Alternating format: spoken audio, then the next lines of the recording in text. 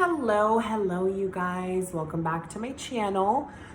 Popping on here quickly to talk about something that I get comments about all the time in my YouTube videos. And I haven't wanted to answer this question because it kind of brings up a more serious conversation, you guys, and that is facial surgeries. Now, one of the questions that I get asked a lot about on my videos is, did I have anything done on my forehead? And I don't know if it's because people think that there is something weird about my forehead.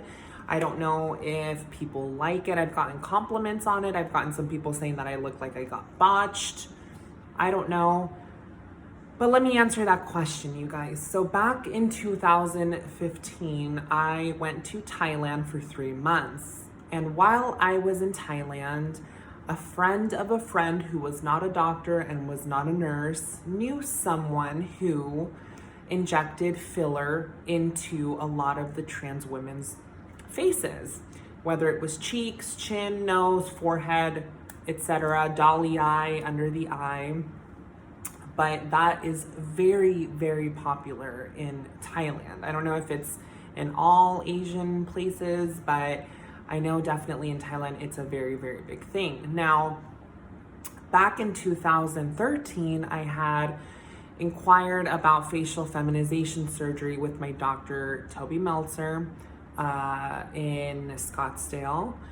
And the price that I got was really, really high. And even if the price, it wasn't so much the price that, bugged me. It was more so the fact that when we spoke about my forehead area in general, he said he would do the orbital bone contouring, which is bringing down the brow bone. And then I had asked him if there was any way that he could round out my forehead. And he said that they offer something called bone cement that they could inject and mold around your forehead. Now, my forehead used to be very, very flat here. So my brow bone used to pop out really, really bad. And it made my face look very, very harsh, in my opinion. It didn't look terrible. It just made my face look a little more androgynous, if that makes sense, I guess. Looking back on it, it wasn't horrible, but whatever. Anyways, so I never went back for facial feminization surgery. I was gonna do it in pieces because I was very scared of getting the whole thing done, but I just had no desire really to go and do the FFS. I had opportunities where I was ready and I'm okay, I'm gonna put the down payment and I'm gonna do it and blah, blah, blah, blah, blah, and whatever. And just never really got around to it. It always scared me. And I was always scared. I'm that's such a big, big, big drastic change. That's my face. I have to look at it every single day. And what if I get a result that I don't like or I'm not happy with or, whatever, because I don't hate my face and I didn't hate my face at the time. I just wanted it to be a little bit softer. So fast forward to 2015, I'm in Thailand. A lot of the girls there have their, have fillers in different parts of their face. They look gorgeous. They look beautiful. I wanted it too. So I ended up going to this person who actually did it out of a hotel room, which is not safe, you guys, and I do not recommend it. Got one session done. I loved how it looked. The swelling went down, and I went back another 3 weeks later to get another session done. I was told that it was a filler. I do not recall the name of it, but it lasted 12 to 18 months. And that it would eventually go down, and girls, tend to get the service done regularly. Like any other filler in your lips, in your cheeks, anywhere else, you would have to regularly get it done. Well, you guys, it's 2020 and a lot of the filler has gone down, but a lot of it has still stayed. Let me show you guys.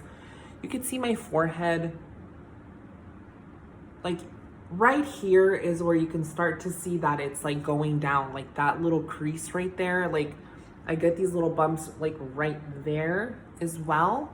And that's where you can see that it's starting to dissolve, but it's still very much here. in this area, I can tell that I still have filler there. And so pretty much it was a black market surgery, if I'm gonna be honest. And I do not recommend that, you guys. I do not recommend getting anything done, whether it be silicone, whether it be something on your face, any kind of surgery, black market. I do not recommend it. I don't care where you are. If you are not doing it with a doctor who knows what they are doing, I do not recommend it. That's not to say that there aren't good doctors that can do it in Thailand, in Mexico, in Colombia, in Venezuela, wherever the fuck you want to go, Brazil. But do it with a doctor. Do it with a doctor that knows what they are doing.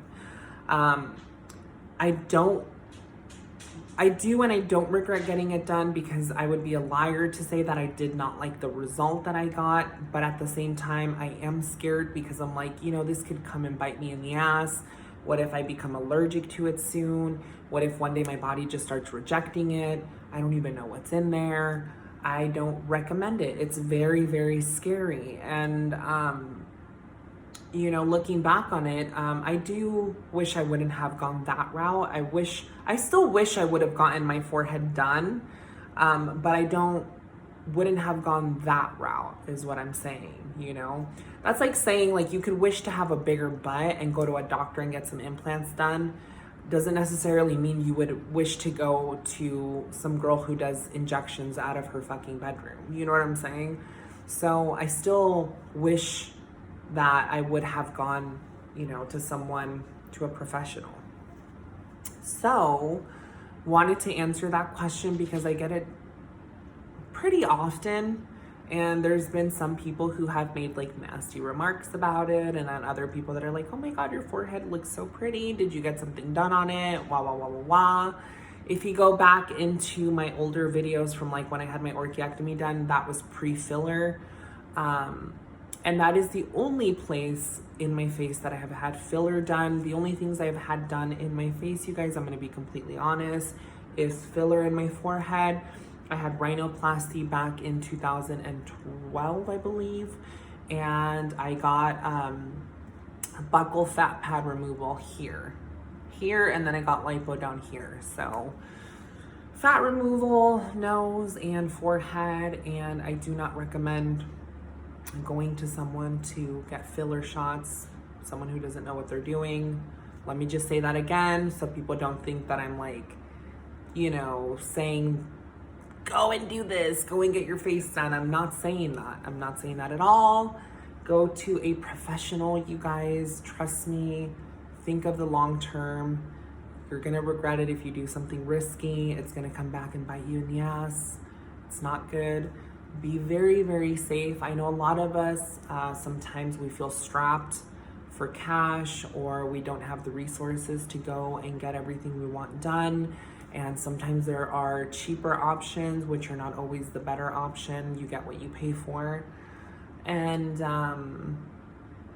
yeah, you guys, it's something I've kind of wanted to talk about. I just don't even know how to bring it up in a video. But I do think that like black market surgery is extremely, extremely dangerous. And it's definitely something that as I've gotten older, I'm like, God, I wish I wouldn't have done that.